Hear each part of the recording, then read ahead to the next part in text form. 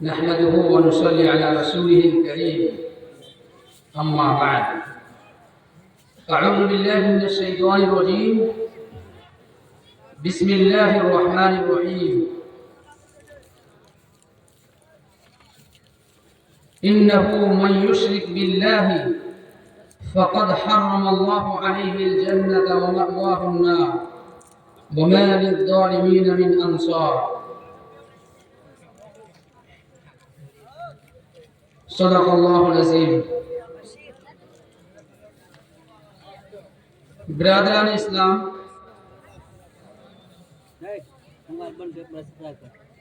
Stage پر تشریف فرما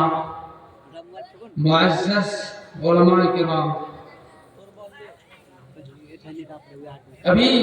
ہمارے سامنے مشہور و معروف شخصیت حضرت مولانا طلحہ قاسمی مدث اللہ العالی کی گفتگو ہو رہی تھی۔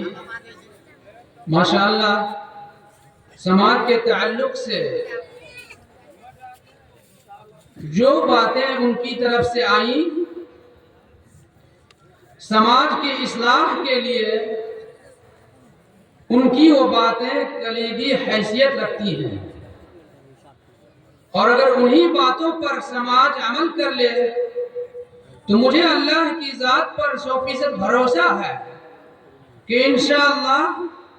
سماج میں وہ اصلاح ہوگی کہ جو بھی بگاڑ ہے وہ ختم ہو جائے گا۔ میرے ایمانی بھائیوں، میں مختلف پہلوؤں پر گفتگو کرنے کے بجائے بس 2-3 چیزوں پر آپ حضرات کی ذہن سازی کرنا چاہتا ہوں۔ سب سے پہلی چیز، اللہ تبارک و تعالی نے ہم سب کو ایمان والا بنایا، ہم سب مسلمان ہیں۔ جب اللہ تبارک و تعالی نے ہم سب کو مسلمان بنا دیا تو پھر اللہ تبارک و تعالی اسلام کی حقانیت اور اس کی اہمیت کو سمجھنے کی دعوت دیتا ہے، اور اللہ تبارک و تعالی کی طرف سے عطا کردہ نعمت پر اللہ تبارک و تعالی ہمیں شکر گزاری کا حکم کرتا ہے۔ میرے ایمانی بھائیوں، ہم سب مسلمان ہیں، ہم سب کلمہ گو ہیں، اور ایک مسلمان ہونا، ایک کلمہ گو ہونا دنیا کی تمام دولتوں سے بڑھ کر سب سے بڑی دولت ہے۔ ہمارے سامنے سے، ہمارے پاس سے اگر اسلام کی اور ایمان کی دولت ہی کو چھین لیا جائے اور دنیا کی ساری دولت کو ہمیں دے دیا جائے تو میرے ایمانی بھائیوں، دنیا کی ساری دولت ملنے کے باوجود بھی ہماری آخرت کی زندگی ہمیشہ کے لیے ناکام ہے۔ لیکن اگر ہمارے پاس 1 روپیہ بھی نہ ہو، اگر ہمارے پاس مال و دولت نہ ہو، اگر ہمارے پاس رہنے کے لیے گھر اور مکان نہ ہو، اگر ہمارے پاس کھیتی کرنے کے لیے زمین نہ ہو، ہمارے پاس صرف ایمان ہو، ایک اللہ کا کلمہ ہمارے پاس میں موجود ہو، تو رب کعبہ کی قسم ہم سے بڑھ کر اور کوئی کامیاب دنیا میں ہو نہیں سکتا۔ آج پوری دنیا مسلمانوں سے جو چیز چھیننا چاہ رہی ہے وہ چیز کوئی دوسری چیز نہیں ہے، وہ چیز ان کا ایمان ہے۔ دنیا تو چھوڑے، جس ملک میں ہم لوگ سانس لے رہے ہیں، آج اس ملک میں مسلمانوں کی جس چیز پر سب سے زیادہ حملہ ہو رہا ہے وہ چیز ان کا ایمان ہے۔ آج ہمارے ملک میں میڈیا کے ذریعے سے، آج ہمارے ملک میں لوگوں کو مسلمانوں کے خلاف بھڑکا کر جس بات کا ماحول بنایا جا رہا ہے وہ ماحول یہ ہے کہ مسلمان اس ملک کا دشمن ہے، مسلمان غیروں کا دشمن ہے۔ میرے ایمانی بھائیوں، تاریخ گواہ ہے کہ جب جب اہل اسلام پر حملہ ہوا تب اگر کوئی جماعت سب سے پہلے آگے بڑھی تو وہ جماعت ان علماء کی جماعت رہی ہے۔ اس ملک میں جب اس ملک کو غلام بنانے کی کوشش کی گئی اور اس ملک میں ہمیں ہمیشہ کے لیے غلام بنانے کی کوشش کی گئی، خواہ وہ مسلمان ہو یا غیر ہو، تو سب سے پہلے اگر اس غلامی سے آزادی کے لیے آگے بڑھے تو علماء کرام آگے بڑھے۔ میرے ایمانی بھائیوں، مگر ایک بات ہے، غیروں میں اور ہم میں جو فرق والی بات ہے وہ بات یہ ہے کہ غیروں کے پاس ایمان نہیں ہے، غیروں کے پاس میں ایمان کی دولت نہیں ہے۔ یقیناً شہادتیں ان کی بھی ہوئی اس ملک کی حفاظت کے لیے، مگر مسلمانوں نے جو اپنی قربانیاں پیش کی ہیں انہوں نے اس ملک کو اپنے خون سے سینچا، اس ملک کی حفاظت کی، ہمیشہ کے لیے اس ملک سے انگریزوں کو بھگایا، لیکن ساتھ میں اپنے کلمے کو اور ایمان کو بھی اپنے سینے سے جانے نہیں دیا۔ میرے ایمانی بھائیوں، اگر ہمارے پاس سے ایمان ہی چھن جائے، جیسا کہ چاروں طرف سے کوششیں ہو رہی ہیں، تو ہمارے لیے کامیابی کا کوئی راستہ نہیں ہے۔ آج کچھ لوگ دنیا میں ایسے ہیں جو دنیا کے مالداروں کی فہرست میں ان کا نام آ رہا ہے، اور آئے دن خبروں میں چینلوں میں دکھایا جا رہا ہے کہ دنیا کا پہلا نمبر مالدار یہ ہے، دنیا کا دوسرا نمبر دولت مند یہ ہے، دنیا کا تیسرا نمبر دولت مند یہ ہے۔ میرے ایمانی بھائیوں، ان سب کے پاس میں دنیا کی دولت کا تقریباً زیادہ تر حصہ سمٹ چکا ہے، لیکن رب کعبہ کی قسم ہم سب غریب ضرور ہیں، ہم مالداری سے دور ضرور ہیں، ہم دولت سے دور ضرور ہیں، ہماری زندگی فقر و فاقہ کی ضرور ہے، مگر اس اللہ کی قسم جس نے ہم سب کو پیدا کیا، ہمارے پاس میں وہ ایمان کی دولت ہے کہ اگر کوئی بت خانے میں جا کر، اگر کوئی کسی مندر میں جا کر 1 کوئنٹل اگر وہ سونا بھی چڑھا دے، وہ سونا اللہ کو منظور نہیں ہوگا، مگر ہم اگر اپنے اللہ کے راستے میں 1 روپیہ بھی خرچ کریں گے تو اس 1 روپیہ کی قیمت اس 100 کلو یا 100 کوئنٹل سونے سے بھی زیادہ ہے۔ اللہ نے قرآن مجید کے اندر فرمایا، ان الذين كفروا وماتوا وهم كفار فلن يقبل من احدهم ملء الارض ذهبا ولو افتدى به۔ جو لوگ کافر ہیں اور کفر کی حالت میں مر گئے ان سے قبول نہیں کیا جائے گا، اگرچہ وہ روئے زمین کے برابر سونا ہی ہدیہ کیوں نہ کر دے۔ میرے ایمانی بھائیوں، آج بڑے بڑے بت خانوں میں آج سونوں کے ڈھیر لگ رہے ہیں، اور ان ڈھیروں کے ذریعے سے مسلمانوں کے ایمان کو چھیننے کی کوششیں ہو رہی ہیں کہ تمہاری غربت کا خاتمہ تب ہوگا جب تم اپنے سر کو اپنے رب کے سامنے جھکانے کے بجائے ان بت خانوں میں آ کر جھکانے لگو۔ میرے ایمانی بھائیوں، مگر یہ بات یاد رکھیں، اگر ہم نے ان کے جھانسے میں آ کر اپنے ایمان سے ہاتھ دھو لیا تو کسی بھی صورت میں ہمیں کامیابی نہیں مل سکتی۔ جب نوح کے لڑکے نے اسلام کو ٹھکرایا، جب نوح علیہ السلام جیسے پیغمبر کے لڑکے نے ایمان کو قبول نہ کیا، اللہ نے ہمیشہ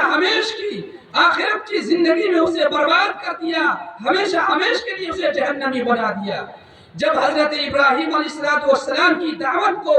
ان کے باپ نے قبول نہ کیا تو اللہ تبارک و تعالیٰ نے ان کے باپ کو بھی ہمیشہ کے لیے ناکام بنا دیا۔ اسی طرح سے آخری نبی جناب محمد رسول اللہ صلی اللہ علیہ وسلم کے پیارے چچا ابو طالب نے جب آپ کی دعوت کو قبول نہ کیا آپ کے کلمے پر وہ ایمان نہ لائے تو ہمیشہ ہمیشہ کے لیے جہنمی بنے رہے۔ میرے ایمانی بھائیوں، آج ہمارے ایمان پر جو ڈاکہ ڈالنے کی کوششیں ہو رہی ہیں، اور ہمارے کتنے بھائی ایسے ہیں جو بت پرستی والے عمل کر رہے ہیں، وہ مندروں میں جا کر سجدہ کر رہے ہیں، چڑھاوا چڑھا رہے ہیں، ان کو اس بات کا کوئی غم نہیں ہے۔ وہ یہ کہہ رہے ہیں کہ ملک کی یکجہتی کی سالمیت کے لیے، ملک کی جمہوریت کو برقرار رکھنے کے لیے یہ سب کرنا ہے۔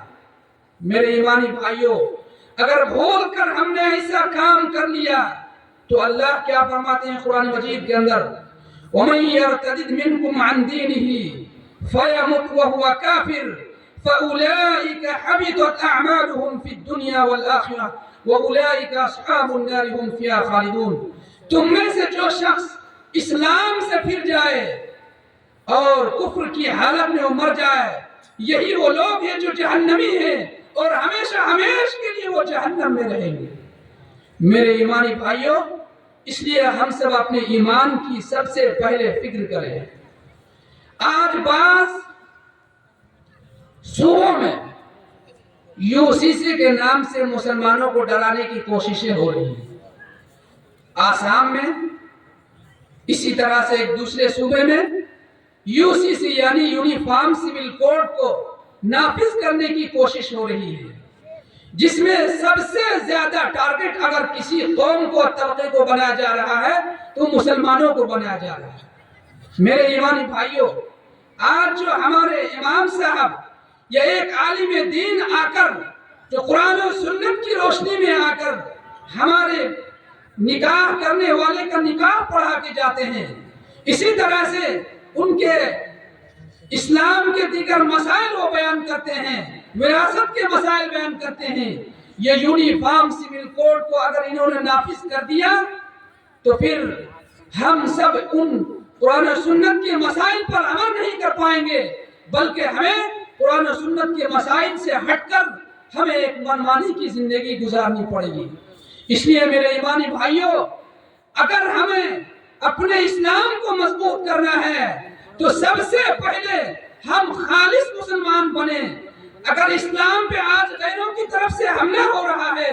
تو اس کی وجہ کوئی دوسرا نہیں ہے، بلکہ اس کی وجہ ہم سب ہیں کہ آج ہم سب نے اپنے اسلام پر عمل کرنا چھوڑ دیا۔ میرے ایمانی بھائیوں، آج جو UCC کا جو مسودہ تیار ہو رہا اس میں ایک مسئلہ سامنے آ رہا۔ وہ مسئلہ یہ ہے کہ مردوں کی طرح سے عورتوں کو بھی جائیداد میں برابر کا حق دیا جائے۔ مجھے جو قرآن و سنت کی روشنی میں یہ بات سمجھ میں آ رہی ہے، ہم سب کی اپنی ناکامی اور کوتاہی کی وجہ سے بھی یہ چیز آج غیر کی طرف سے ہمارے اوپر تھوپی جا رہی ہے، تھوپنے کی کوشش ہو رہی ہے۔ آج ہمارے سماج کا حال یہ ہے کہ ہم اپنی اولاد کو جائیداد میں حصہ تو دیتے ہیں، ہم اپنی زندگی میں دیتے ہیں۔ مسئلہ یہ ہے کہ اگر ہم اپنی حیات میں اپنی اولاد کو جائیداد تقسیم کریں، خواہ وہ بیٹی ہو یا خواہ وہ بیٹا ہو، ان دونوں کے حق میں جائیداد اور وراثت میں کوئی فرق نہیں ہے۔ وراثت میں ڈبل اور سنگل کا مسئلہ تب آتا ہے جب ہماری موت ہو جائے اور ہم جو جائیداد چھوڑ کے دنیا سے رخصت ہوں، پھر وہ جائیداد جب اولاد میں تقسیم ہوگی تو بیٹا کو ڈبل اور بیٹی کو سنگل ملتا ہے۔ لیکن اگر ہم اپنی زندگی ہی میں اپنی جائیداد کو تقسیم کرنا چاہیں تو کسی بھی صورت میں ہم انہیں جو ہے ڈبل اور سنگل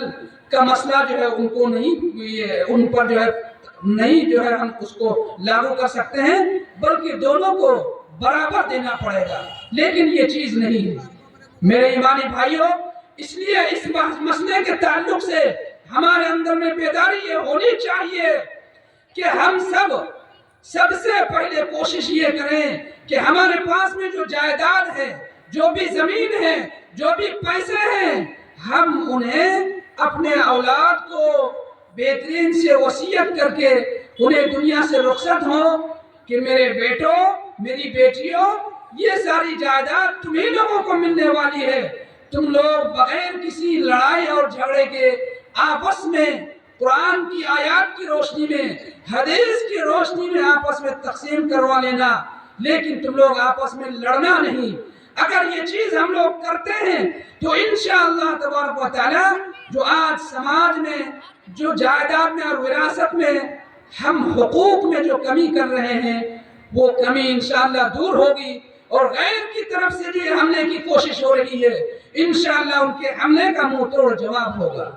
میرے ایمانی بھائیوں، ایک تیسری چیز کی طرف میں آپ کی نشاندہی کر کے میں اپنی بات ختم کروں گا۔ وہ تیسری چیز یہ ہے کہ آج پوری دنیا کی جو آبادی ہے،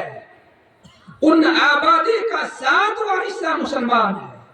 یعنی دنیا کی آبادی کا ہر 7واں شخص وہ مسلمان ہے۔ اور دنیا میں آج مساجد جتنی ہیں، ان مساجد کی تعداد انگنت بے شمار ہے، یہاں تک کہ خود صرف اگر ارریہ ضلع کی مسجدوں کو اگر گنا جائے 5000 سے زیادہ مسجدیں ہمارے سامنے اور گنتی میں آئیں گی۔ میرے ایمانی بھائیوں، اگر یہ مسجدیں آج اپنی پوری مضبوطی کے ساتھ میں قائم ہیں تو وہ صرف اور صرف علماء کرام کی قربانیوں کا نتیجہ ہے۔ اس لیے آج اگر ہم نے علماء کرام کی صحبت کو بنائے رکھا، ان کی صحبت کو اختیار کیے رکھا، تو یقین مانیے کہ ہمیں غیر جو اپنی طرف سے ہمارے اوپر حملے کی کوشش کر رہے ہیں، کسی بھی صورت میں وہ حملے میں کامیاب نہیں ہو سکتے۔ لیکن اگر علماء کے دامن کو ہم نے چھوڑ دیا، اگر ہم نے اپنی منمانی کی زندگی گزاری، ہمارے ذہن و دماغ میں جو آیا وہ کیا، تو سن لیجئے غیروں کی جو کوشش ہے وہ اپنی کوشش میں کامیاب ہو جائیں گے،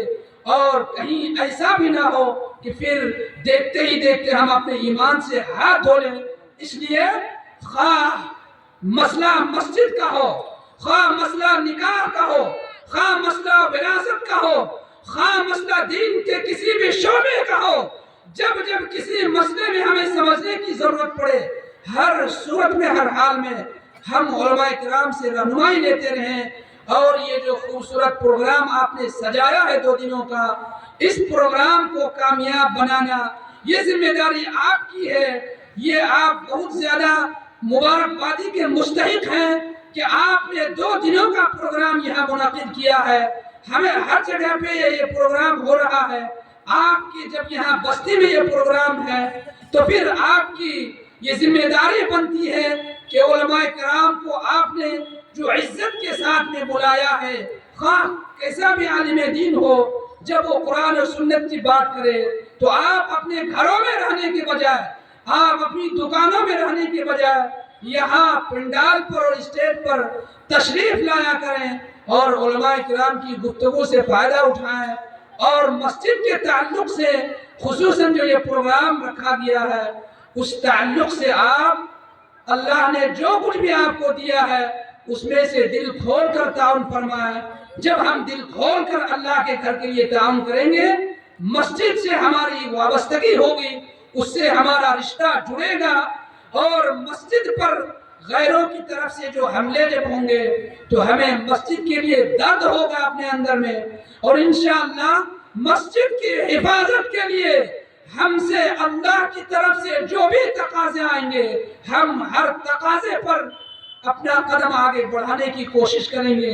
آپ کی مسجد کے تعلق سے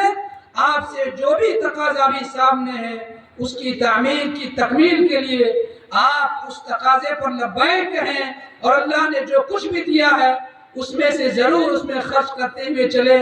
تاکہ اللہ تبارک و تعالی جب قیامت کے دن آپ سے سوال کرے گا کہ تم کو ہم نے جو مال دیا تھا اس میں سے کتنا خرچ کیا ہے، ہم اس کا صحیح جواب دے سکیں۔ اللہ تبارک و تعالی سے دعا ہے کہ اللہ تبارک و تعالی اس پروگرام کو کامیاب بنائے، اور جس مقصد سے اس پروگرام کا انعقاد کیا گیا ہے اس مقصد میں مکمل طور پر اس کمیٹی کو اور یہاں کے لوگوں کو کامیاب بنائے، اور ساتھ میں جو خوبصورت مسجد ہے